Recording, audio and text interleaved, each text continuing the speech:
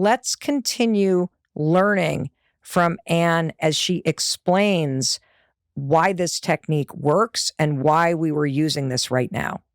Our work at the time was focused on healing an early childhood trauma associated with waking up in the morning. As that victimized child, you had to wake up and get out of bed and confront the reality of what had just happened to you the night before without the inner or outer resources to do so. The dread that you felt upon waking as an adult was a somatic residue of this unresolved trauma. Is she not brilliant? And I want to be sure that you're tracking, because it took me a little while to truly get this, that it's important to talk about your feelings. It's important to talk about what happened, but there's a deeper way to heal the experiences in your life that got stored in your body, whether it's experiences of racism or bias, or it's trauma, or it's just chaos in your family or uncertainty. Ironically, for me, another experience that we ended up linking to this one is that there was a friend of mine that was killed in a drunk driving accident when I was in high school, and I was sound asleep when the accident happened.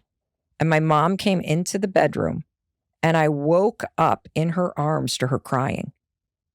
And she was explaining that this family friend, that the son had died. And that was another experience of being asleep and then waking up to really scary news. And so these experiences, you don't just shrug them off. They stay with you. And the opportunity here in learning how to move the sensation out of your body is a way that you can heal this. And it goes way beyond just waking up and feeling better and waking up and not having the dread. My impulse to suggest this to you, Mel, to slither, came from the dynamic interplay of my intuitive witnessing of your unconscious as it expressed itself in the feeling of dread each morning when you woke up.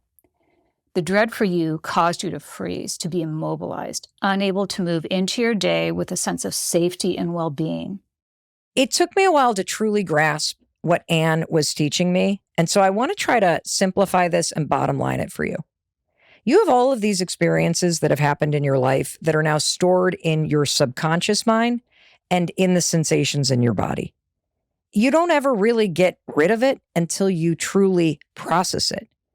And Anne was linking up that all of these experiences were just locked in my body with nowhere to go.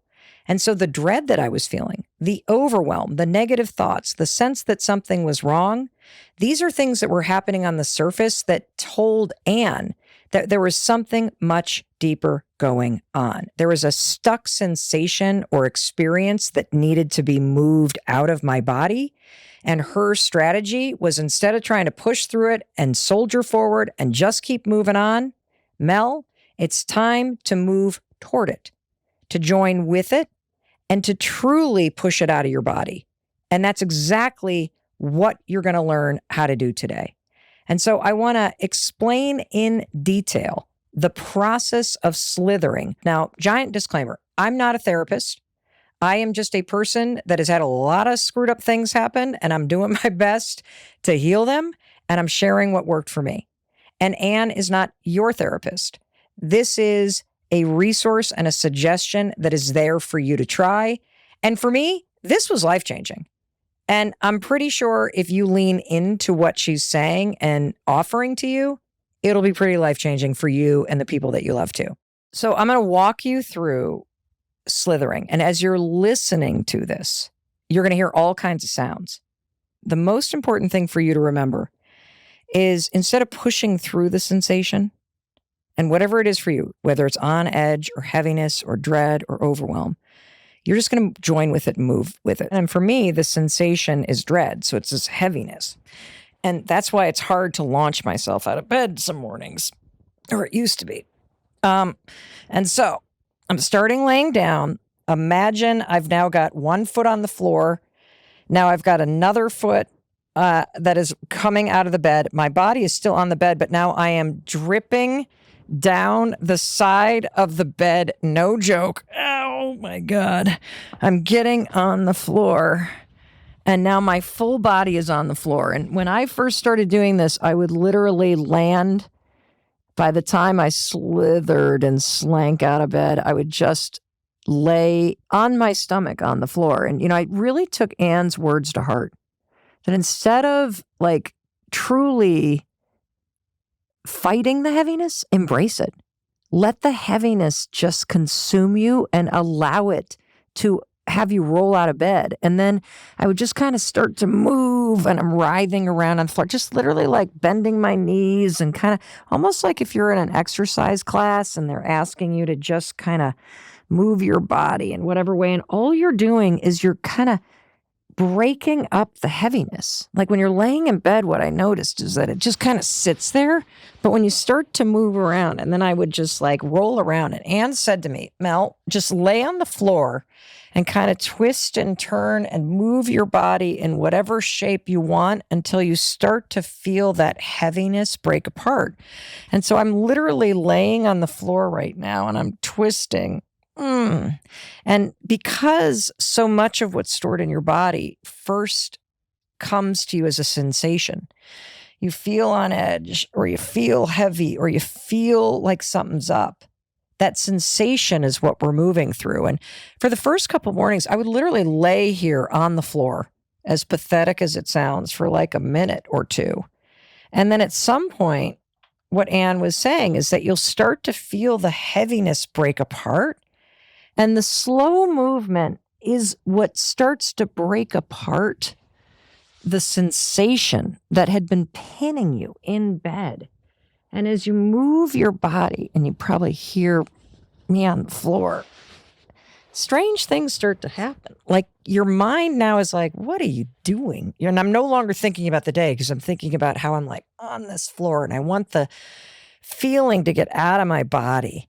And slowly, what starts to happen is that frozen kind of dread starts to break apart based on your own movement. And in the beginning, I would be on the floor and doing this ridiculous like snake slither for a couple minutes.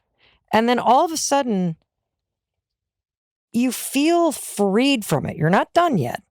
You're not done yet. What you're going to feel is this ability to actually either sit up or roll over, and you're not going to stand up yet. That's not allowed yet. Because the point is to move through this. And Anne told me to get on all fours and crawl across the floor to the bathroom. I'll tell you what, I thought when she explained this to me, are you kidding me? It's really gotten that bad that I am going to crawl across the floor? But holy cow, does it do wonders. And so I'm going to walk you through why this works. You're going to roll and slither out of bed like a snake. You're going to hit the floor and get your whole body on the floor. Then you're going to move your body around in whatever motion you want in a slow way, and you'll start to notice the feeling and sensation breaking apart. And when you feel ready, which for me in the beginning was like a couple minutes of laying on the floor, slithering around, shaking this feeling up, then you're going to roll onto all fours and you're going to crawl toward the bathroom.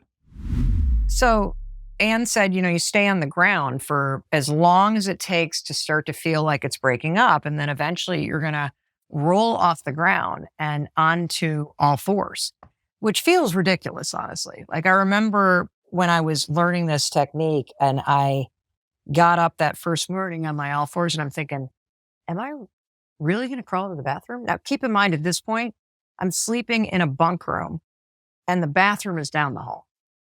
So you get on all fours, and the point is you're going to slowly start to, and you're going to hear that rug, literally like a dog or a cat, you're just going to crawl toward the bathroom, which for me is not only hard on the knees, but it means I'm risking being seen by my children, or even worse, my mother-in-law. Just crawl to the bathroom. And I'll tell you what, though, from the very first time I tried this, by the time I got to the bathroom, all that heaviness was gone and something magical replaced it. This sense of freedom.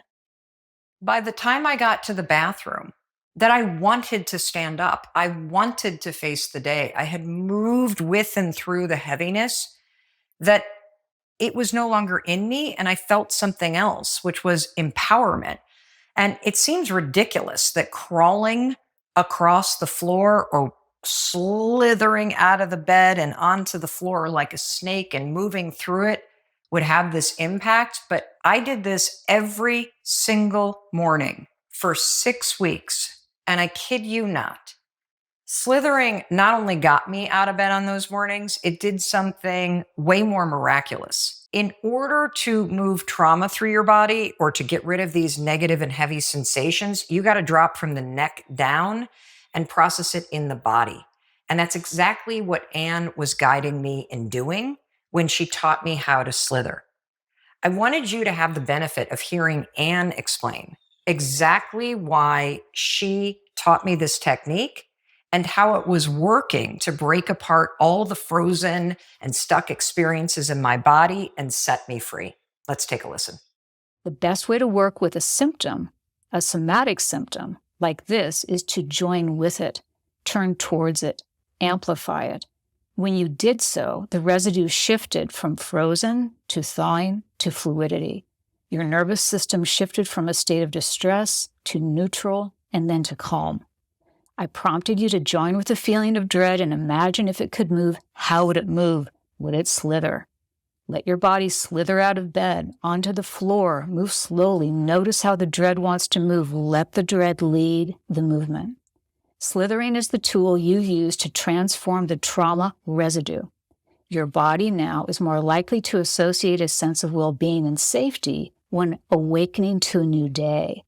And when it doesn't, you know how to shift that feeling. Do you ever have those mornings where you just don't want to get up? Me too. In fact, for most of my life, every morning when I woke up, I just felt this huge sense of dread. I don't know why it was so hard to get out of bed. So I talked to my therapist about it, and she gave me this life-changing technique.